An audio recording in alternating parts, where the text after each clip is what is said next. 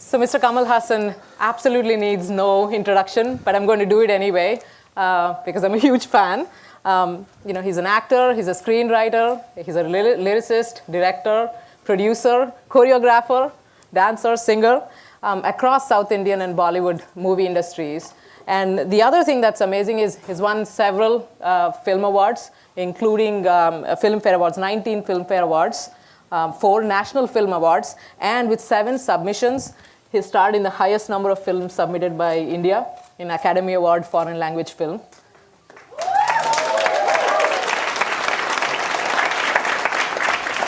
But I think the most interesting and to us as Googlers, the most powerful thing that Kamal Haasan embodies is this love of technology and innovation. He's a 10x thinker, as we like to say, and he's a pioneer in bringing technology to Indian cinema.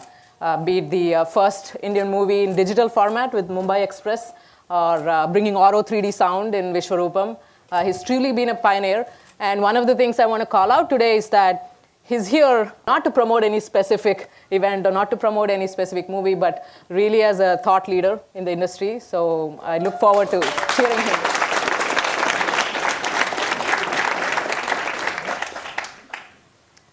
So I'll start off, speaking of 10X, I'll just start off with a little 10X experience myself. I was 10 years when I first saw this movie. And then I probably saw it easily 10 more times. And then I watched songs from this movie easily 100 more times. I'm Telugu, and I'm talking about the movie Sagara Sangamam, where the song was Takita Tadimi. And this morning, before this, I played it 10 more times. I just wanted to let folks know that. With that, I want to actually start off, given this audience, we are all about building products that millions of users love, which, if you look at it, that's what you've done. You've done it over many years, over many movies, many times. So I want to kind of get your sense of, want to pick your brain on the creative process, right? When you think of a movie like Nayagan or Guna or Hey Ram, where do you get that initial spark of inspiration? I get terribly scared. Hi, everybody. I jump into fork and knife. When appetite is good, then you jump straight to the act. I get terribly concerned when people ask me, how do you do market research? I don't. Yeah. That's the thing. There's something much deeper and bigger than it's your mind, what you love most. Because if you truly believe that you're part of a crowd, then your assumption, your need, your passion will be emulated by the crowd. Because you are one of them. You've learned your accent, your weaknesses, your anger, your food taste. It's all from one place. So it's confusing for me to go compute. If I had done that, I would have been in school. I'm a dropout. I couldn't go that route. But instead of going on an outward travel, I always travel inward. It's a bigger space. Everybody's space is bigger than what they can possibly traverse with available transport. When you travel inside, it's fantastic distances you can cover. And you don't even have to be there, but you'd have been there before Neil Armstrong. That's what Jules Verne did. In his mind. Yeah. He specifically described what almost 80% right, the way the rocket launch took place and how the capsule fell back into the sea. So he's done the travel much, much before America even thought of it. The government, Yep. I mean. So that's what I meant, that when you make a product, you go with that feeling. People call it gut, some say mind, some say manas. There's this constant trouble when they say manas in our language. They touch here. That's not where it is. It's here. But there's this confusion, location, address confusion, Wrong zip which code. I live between the 2 years. It seems like a narrow place to live in, but it's a lot of Lebensraum, as Hitler would like to call it, living space. Yeah, yeah. And when you, I guess related to that, right? So when you have this, gut, and as you develop the idea, right? Can you share any anecdotes of where you landed was completely different from where you started? Right? Well, that happens with every film, you can say. I wanted to make a thriller when I started off with Hey Ram. It was basically a thriller I wanted to make. It's like Day of the Jackal. I started there, but then suddenly when I did research, I thought it's very trivial to go that route. I thought I would make a film that at least I won't forget. But there are people who will join me in saying they can't forget the film. It's not one of those commercially, blockbuster, box office, record-breaking film. But it got me a special respect. But then business is not all about respect. So it started off, probably I started off right and went towards something that will which will live longer than I do. The bottom line might die before I die, because I might break it with another hit. But these are things that might survive even me, so I'm not unhappy about it. And if you take, let me talk about Pushpak. Yeah. When Sangeetam came with the idea, he had a film called, it was fully there in his mind. It was called Advaita, the duality, non-duality. Not duality, but the non-duality of it. So, and it was a serious film about rich and poor, and I said, I'm not part of this film if it's going to be this way, because it'll die a death with Sarangi playing in the back. It'll become an art film. The shots will be lengthy, and people you can hear people changing positions in the seat. I don't want to be a part of that film, because that's how, and he has tremendous sense of humor, and he laughed, and it's actually asking somebody to do a total 360 change on what he thinks is his favorite subject, but he did it. And that was a great writing experience for me. People always ask me, what do you write in a silent film? That's why you have to write a lot and rehearse a lot. Because every detail will have to be perceived by the audience, understood by the audience. It's a cognizance that you'll have to forecast, foresee, and also not come right on the nose and make it obvious. So that was a great experience. The way Apu Raja Apurva Sadhar was born, was I take all my ideas to my mentor first, Mr. KB. I have an idea. Okay, it's like Martin Luther King who says, I have a dream. I keep going to him. I have an idea, and he would sometimes encourage it, sometimes craft it. Sometimes it's made my career better, but he always chiseled it to a better viewable shape. So when I took this idea of playing a short man through the film, he just looked at me, sighed, and said, relax. What are you eating nowadays? Don't be a hyper like that. It's not practical. Why would you want a filmmaker to suffer? You are good enough for suffering for a director like me. Why would you want him to go into this? I can't even think of the mind-boggling complications that will come out of it. I said, no, it can't be done. No, I'll write a small scene for you. You can play a short man and be done with it. In that scene. And I did it.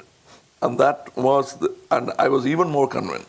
I went to him again and said, I begged him, but he was not sure for that. So it fell into Raj Kamal's lap.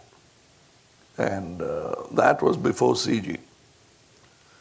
None of the effects that you see in Apu Raja were done post. It was already done in camera. And,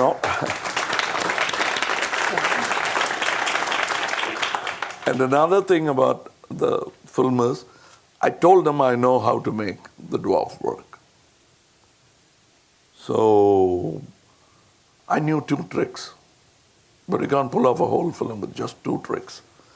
But I was so excited wanting to try it, I didn't tell the crew that I didn't know anymore, except the 2 tricks. So it was unbelievable. It was the biggest con game I pulled on my own, whole crew. And it came to me. I wasn't cheating anybody except myself. So, but it came to me, the first 15 days of a shoot, which is a lot of money, was scrapped. Because I suddenly realized I was thinking only about how to play short and a left screenplay story to somebody else. So it was not working. So I reworked it with another writer for a month. And Apu was supposed to have a small role because it's difficult. I put it on the head and said, Apu is the hero. Which means we'll break our back every day. And we will shoot the scene and they'll take it to the lab and we can't move on to the next shot. Till they come back from the lab, we'll be looking at the car and as they drive in, somebody will have the thumb down like this. Say, okay, break for lunch, and we're doing it again, and we'll go back again.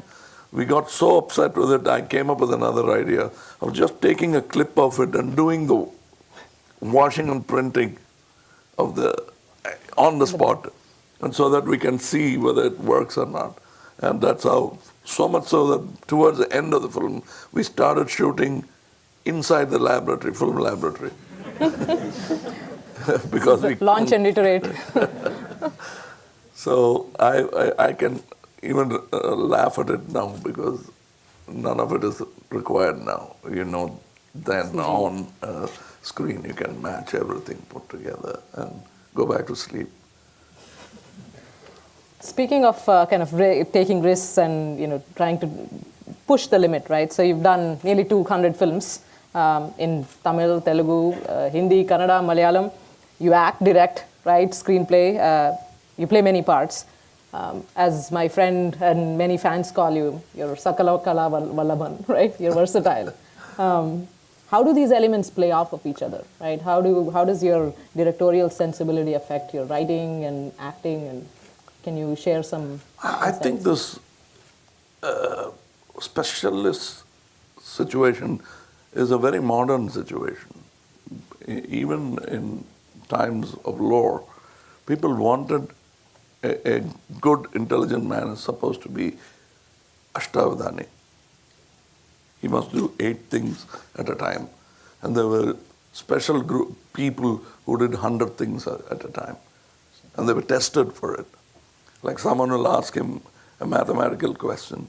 Someone will ask him to create poetry in iambic pentameter.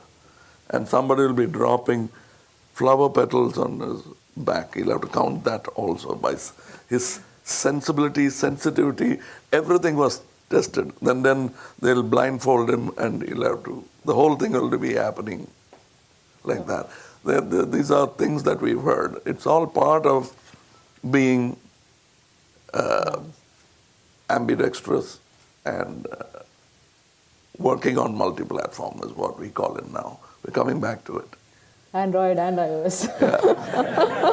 Yeah. You're doing everything. Right. The specialist thing is only for those who are actually creating something. The actual user is becoming a Sagalakala, everybody. So I don't take that as a special title, but I think it is like being everybody else. I guess related to that, have you found this, your directorial sensibility. How does it work with different director styles? Like KB is very different from, say, Mani Ratnam, from Yeah, Kamal Haasan. KB is something like what you would say of your father, parents, and things. I've done 36 films with him. And 36 is a long time to either love or hate somebody. I think we went through all the ups and downs of emotion, finally ended up saying goodbye with a lot of love because he knew he was going to go away. So that's how we came together in Uttamavillan. And so it's a very rare relationship. And the man is tenacious. I'm not saying it because, one, he's not going to hear it. Two, it's not out of gratitude that he made my career. Truly, single-handedly, like a father would do. Okay, now you've done schooling, go to college. Now you've done college, do your doctorate. Now you've done doctorate, don't worry about the job. Continue doing what you like. That kind of support. And only a father would do that. And for me, I keep telling everyone, it's rare in this century, or any century for that matter, to find a guru who paid you to teach so that you could learn. That's always happened in my career. So I become very emotional, indebted when I talk about gurus. And I use the word guru, though I've lost my gods, I have not lost this part of me. I think it's very important to have a guru. But only thing is, we are fixed with a format of a guru. A guru need not be older than you. Right. A guru need not be somebody who comes from outside. He could be a friend. He could be a daughter. She could be a daughter, a son, anybody. So that's why we have, even in our mythology, that Shiva takes advice from Lord Muruga. He's called Tagapan Sami in that. So it can come from anywhere. Yes, every director is different, like every interview is different. Right. Some mock the interviewed. Some want to prove that they are better than the man being interviewed. There are various ways of looking. Some people make both of them look good. And those are the kind of directors I respect a lot. They're not trying to save themselves and use the rest of them as fodder for the critical cannons. Then KB would make it look like his life was at stake when an actor, a postman, didn't render his line properly. Time was not of essence. Nothing was. You'll work on a small detail over and over again. That's why a small bit part player in his film ended up being his partner in screenwriting. Me. I started as a bit part player who couldn't sort of mumble his dialogue well. From there, it started the relationship. That's a special. We'll not compare him to anybody else. Mani Ratnam is another person. Sometimes when you look at a peer, you wonder that is this guy really as old as he says he is? Or is he older? You know, the behavior is not young. It's very wise and old. I always found that with Mani. When he was about 24, 23, that's when I saw him. And he had that calm which none of us had. And deliberate looking. It's like a seasoned gladiator who's not panting and up with his sword. He just lets it loose, hang, and looks for an opportunity. That's what I found. Even more cooler, for both of us, we learned some lessons from that guy, is Balu Mahendra, who's no more. He learned it actually from a film institute. Of all the directors I'm talking about, he is the right, pathfinder, because he had a map. All of us, including Mr. Balachandra, built and went on a journey without a map. It's difficult, I do understand. But why not take that education for cinema. And I always admired Balamendra for coming prepared to the film industry and leaving it with many prepared students who are now making good films. That's what he left behind. The legacy of Balamendra is something that will live on. He did lesser films, but he compensated by making more directors. These are special people. Sangeetam, of course, is one of the youngest directors I know. He's only 87 or 86 now. And K. Vishwanath Garu, naturally your favorite of the last but not the least. And they're all special people. And with this, you can say clearly my career was made with these few people. Is there any art form, again, like, you've done so many of these different art forms, right? Is there anything beyond like writing, screenplay? Is there anything that you feel like you haven't had the chance to explore? Oh, so many. I mean, I'm not as a tech-savvy person as everyone thinks that I am. But what I like about cinema is moving images. Let's not even call it cinema. It's a very versatile medium. It'll absorb anything that comes its way and continue telling stories with all the coagulating, coming together of platforms. Moving images are still going to be there and still going to excite even more than it did before. And what I have not done is so many things. What I always say, what do you aspire to be in this film? You have done this. Most directors try for this. Some have succeeded, some have not. To become truly a humble audience again. We lose it with all the technology. Well, for when you see something, an architecture, computer stuff, you're looking at the corners, you're looking at the engineering, you're looking at the inside, missing all the fun out of it. Being computer engineers, you look at the architecture, what is this, what could have been, and you totally miss out the fun where common man has. It's how do you regain the naivety? It's not even unlearning. It is like meditation. You just leave it aside and enjoy, go back. And that's what I would like to be, a true good audience. When that happens, I will not be making flops.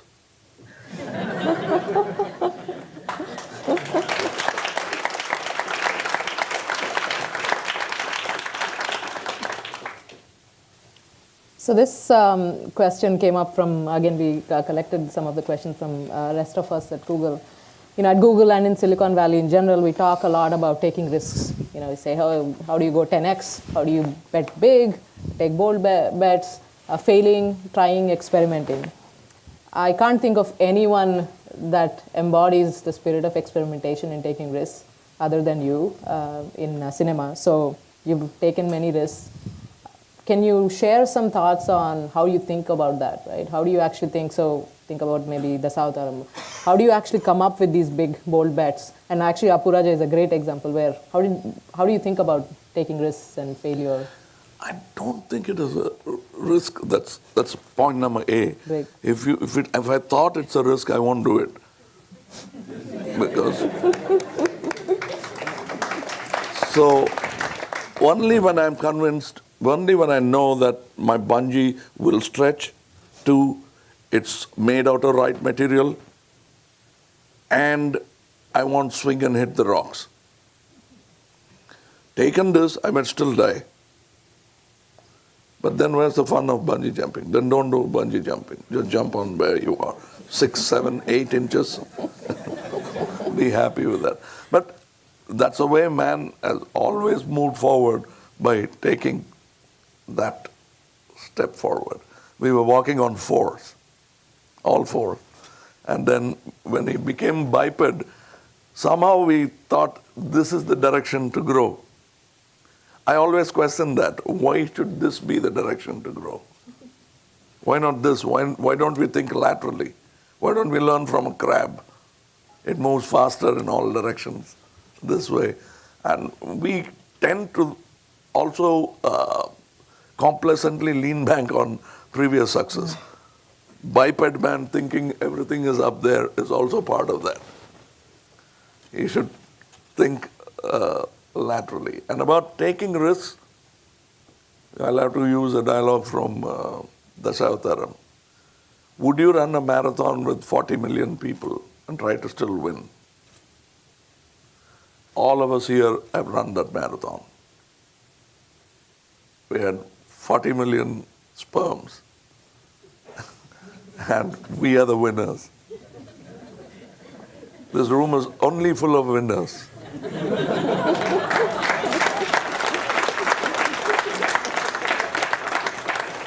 And I'll go even further. This world has only winners. If you're not a winner, you wouldn't have come here at all. You would have been with those other brothers and sisters you lost, who stayed outside Mama's womb, knocking and dying outside. And you're the only person who made it. So when somebody thinks of killing themselves, I tell them this. It's up to you to make a loser out of a winner. We always try to do that. That's why that gives me the confidence that I've won before. Why not try again?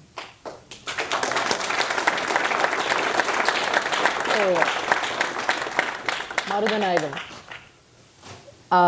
One of the things at least is that the technology at that time wasn't there, right? So, and you've been thinking about this around how technology can really shape. What are your thoughts? Do you think that's the time has come, or? No, when Marudanayagam stopped for reasons that very few know, everyone was sad. Somebody said it's a disaster. It will be like Kiviva, Mexico. I liked the comparison, so I enjoyed it. But what I told them for fun or in anger, I said, so what? Part of Marudanayagam was going to be in film.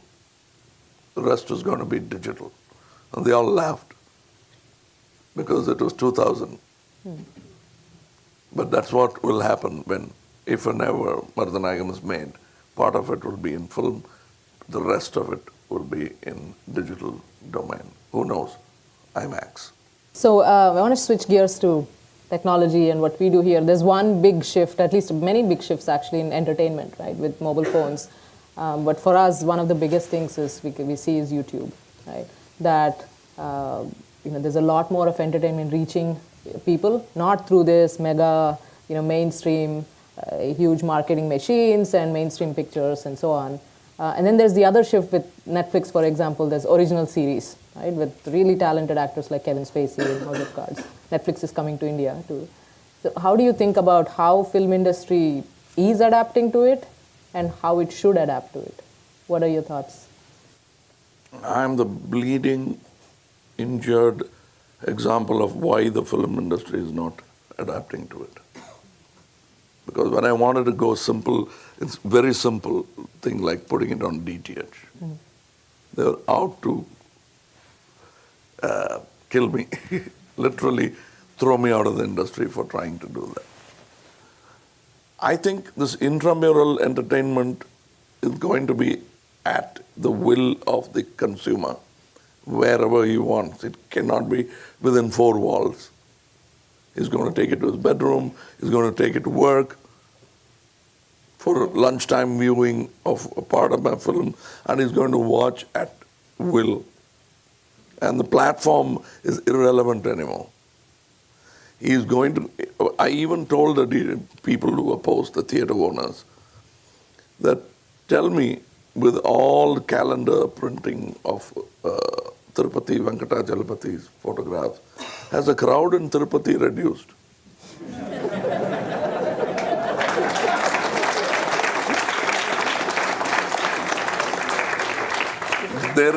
There is a ritual that they believe in. They like to do that journey. That's why they go. Even wine shops print Venkatachalapati things, Venkatachalapati wines, and you have that. I've seen so many, and you've seen him. So what is the thing? God is everywhere, isn't it?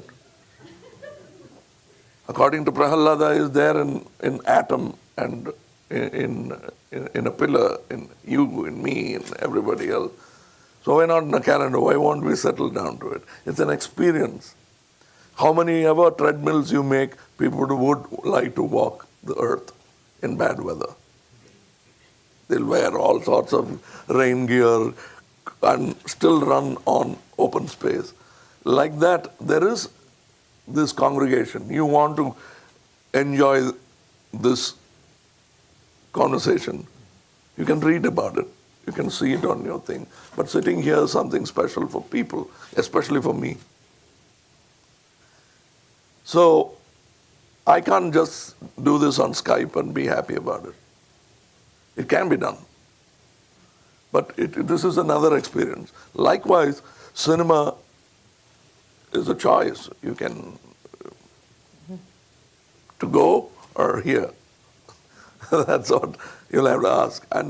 And they should encourage allied businesses because it's going to promote the central core even more. One thing, as long as the industry does not allow transparency in business, they're not going to allow any new technology either. It should be the correct way to run the business is the collection of a film should be seen by everybody, all the players. There should be transparency. I think there's a hole in the bucket. We are carrying a bucket with holes on either end. I'm just a middleman, a stupid middleman who likes his art and somehow trying to wet his tongue when there is a river running. And I'm scooping what comes in a bucket with two holes on either end. So I think they must adapt. I'm using this to warn those old people who are hugging their investments, which will become archaic. It'll crumble. The edifice will crumble on themselves, and people will keep marching on. They can't stop Netflix, they can't stop YouTube, they can't stop anybody coming in and entertaining. And the democracy of enjoying art will be fully enjoyed by the world. No business strategy can stop it. No Hollywood, no Bollywood can stop it. Some of your fans wanted to know when are you going to be on YouTube?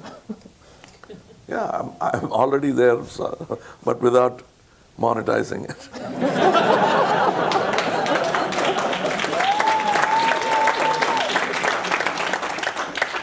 So you're at Google, we're all nerds here. So it's time for a quick trivia quiz. But I thought first, let's see if we can ask Google some questions about you before I ask some questions.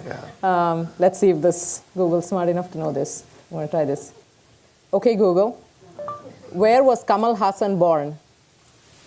He was born in Paramakudi, India. Is that right?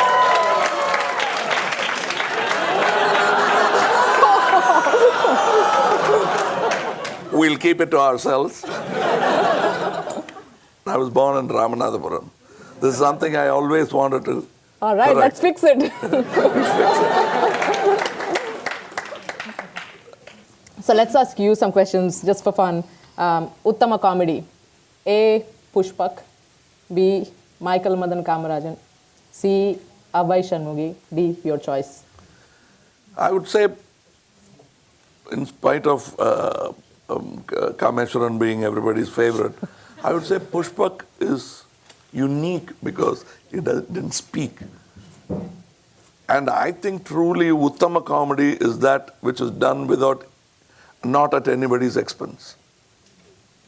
That is truly noble comedy, where you laugh. They ask me, it's a known, yeah.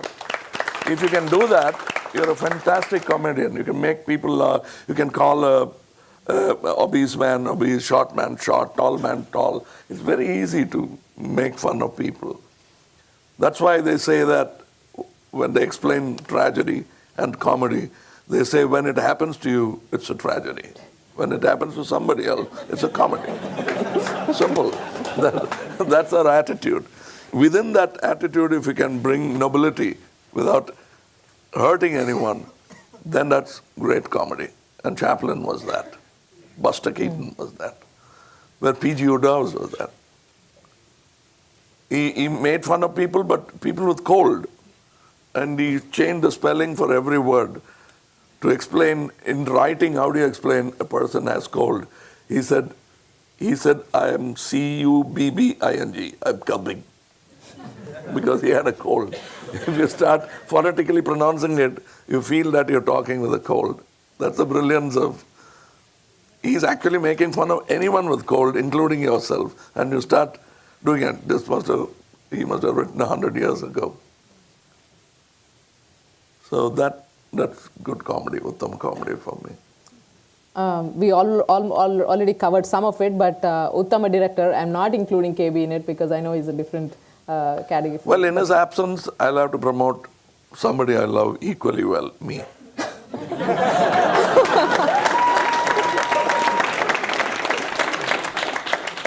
Yeah, it was one of my choices, which is Vishwanath, Maniratnam, Kamal Haasan.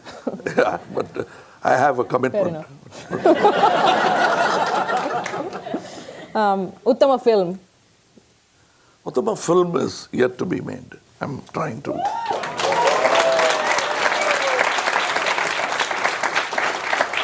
So I'll turn to some questions that we collected from the audience and the rest of Google.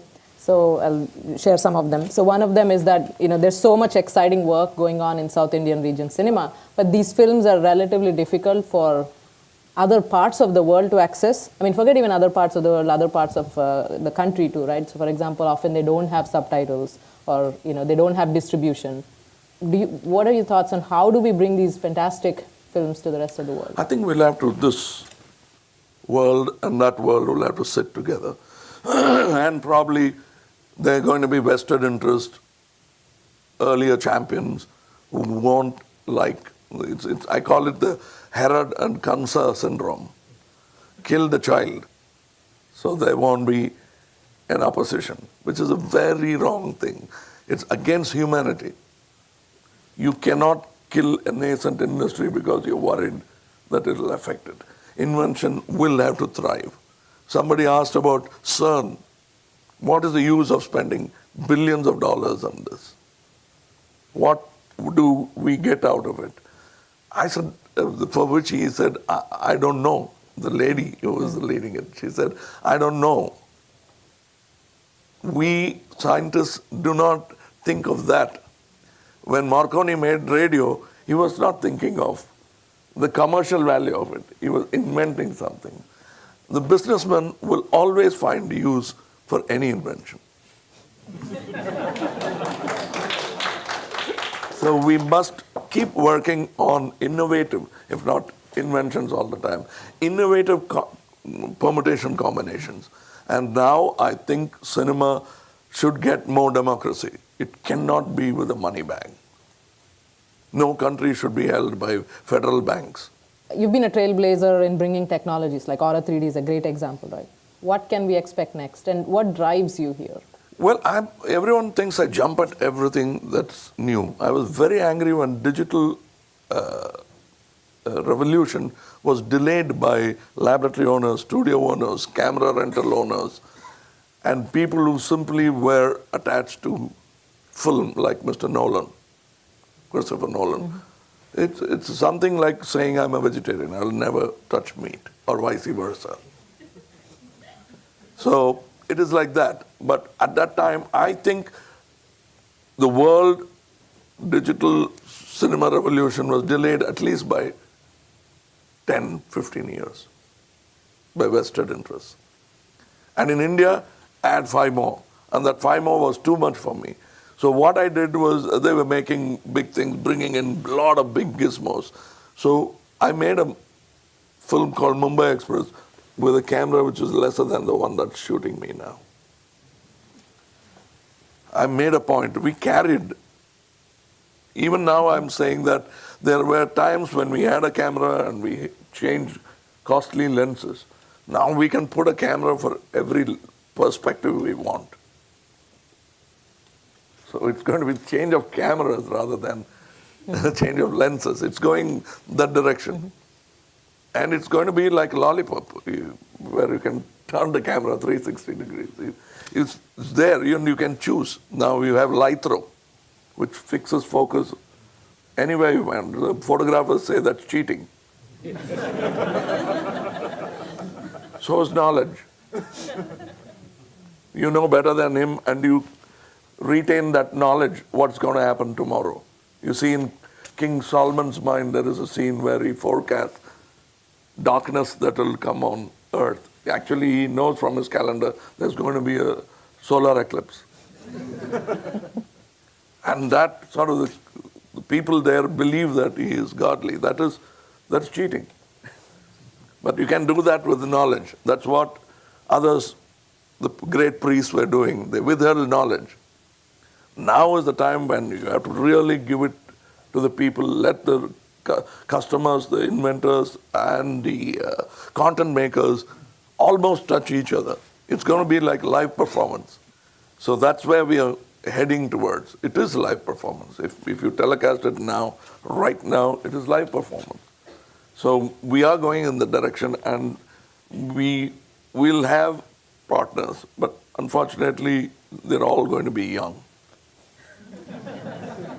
That's the only way to go, because the older people seem to believe in stagnancy and rigidity. That's perfect recipe for atrophy. I just spoke about that in Harvard. I said, when you hold on and think, I believe in this, there's no settled science, shouldn't be. Then we would be only believing in penicillin. There won't be antibiotic, and further on and on. Now we're reversing and teaching our body to take care of it. That's where the medicine should go. That's where cinema should go. I think the audience are going to drive the content, not like designers making a thing. It'll become so natural and harmonious, you won't even know who is directing the film now. I will live to see the day, hopefully. Work fast. So if you were at Google, like, what would be your 10x project? What would... You ask a child, what do you want? You say, a big lollipop. So it's like that. And I would say that you should get into moving images content dispersal. How you do it, how you encourage the existing industry to accept you and not tolerate you. You must become part of that industry, whatever it takes.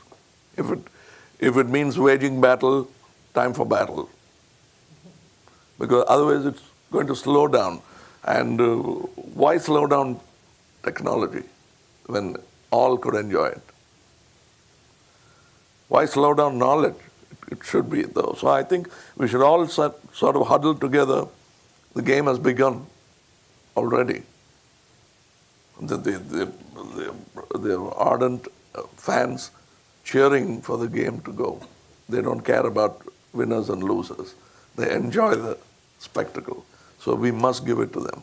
And the spectacle will be when we fully understand that cinema or any entertainment medium is about the content and the performance. And above all, the enjoyment of the larger majority, not the enjoyment of a few who are playing on the stage. They both enjoy equally, but this enjoyment comes from there. They cannot perform on their own and feel the same happiness. So it's time that we get together and connect that last mile. And that last mile might be uphill, might be a bloody battle, but it has to be done. And I'm not going to die in the battlefield. Won't run away from it either. So the next question from the audience was, if you were to make a Hollywood movie today, what would it be about? Oh, they already made it. Whenever I think of something, they make it. And who would your co-stars be? There's so many talented people here. Like, it makes me want to cry. That's how many talented people there are. Some names I don't even know. But you look at Ryan Gosling, look at Tom Hardy, Tom Hardy is somebody who I could either applaud or kill. I'll only do two things for that man. But he'll have to keep that performance going. Like he's doing what Brando and all did with tremendous pace. I don't know, what variety. I mean, he's every actor's envy. And that's a way to go. And there are so many people and so many things to do. And like Revenant is a film I always wanted to make because it was already made as Lost in the Wilderness. It's from a lore that it's a true story, but it has happened before. When I saw that film, one day I would make that film. And Mr. Alejandro beat it to me. He did. It's a fantastic film. But it gives me more energy, anger, because I can feel the breath of man behind me, and I can see the kicking of the dust, the man running in front of me is coming. I can taste the earth that's coming from his foot, and the line is there, we can see. But it's fun. I enjoy it. I'm in this. They ask me, what are your working hours and how do you manage? Everybody asks me these questions. I give a very disappointing answer. I don't work anymore. It's about 20, 25 years since I stopped working. I still get paid, I still make movies. I love it. So I don't consider that as work at all. I'm so grateful for whatever money they give me. I'm so happy because nobody pays you for your holiday. You've done a variety of genre of films, right, in different parts of filmmaking. Is there a new genre? Is there something new that's on your mind recently that you want to explore? Oh, there's so many. It's going to happen. As a matter of fact, for Mardanaikam, Jean-Claude Carrière and I had a thought because we wanted to shoot it with multiple cameras. Of course, it's the nightmare for every producer when the director says, I want multiple cameras. That means cost will go up. A take to become perfect will take so many takes. But what we wanted to do is work with 3 primary cameras and many more, but 3 primary cameras where the French film will have a different cut, perspective, English and Tamil in one film. We'll send it to those areas with those point of views. Like when we want to see this film of us talking, where would you want the camera to be? Here, not there. Right. So, or probably here and here. That's what pleases us. So the script was written that way. We didn't even share it to anyone because if we had, that would have been another reason to stop the film. So there are so many things that we could do, innovative things. Now you have so many things coming. You can make the audience look around and still have content everywhere. And this is nothing new for me. When I was about 5-year or 6-year-old, there was an exhibition called Circarama, which came to my town, Chennai. It was a big tent they built. The audience were herded inside a huge circus tent, and all the projection rooms were outside. And I saw speech by Abraham Lincoln, Gettysburg speech or something. I didn't know much English then. Something was happening in English, and you had this Lincoln Memorial thing, and we were in the middle. It was an astounding, you have to stand and watch. So when they say 360-degree camera now, I said, I've seen it. So that is technology. That's how delayed technology becomes sometimes, for good reasons and bad reasons. It's a related question to what you just said, which is what role do you think personally you want to play in like pushing this technology towards the frontier? You've always been, as you said, like the bleeding injured edge. Simply get in there and do it. Don't keep deliberating and talking about it. What's the worst thing that can happen is you'll fail. That's data for future work.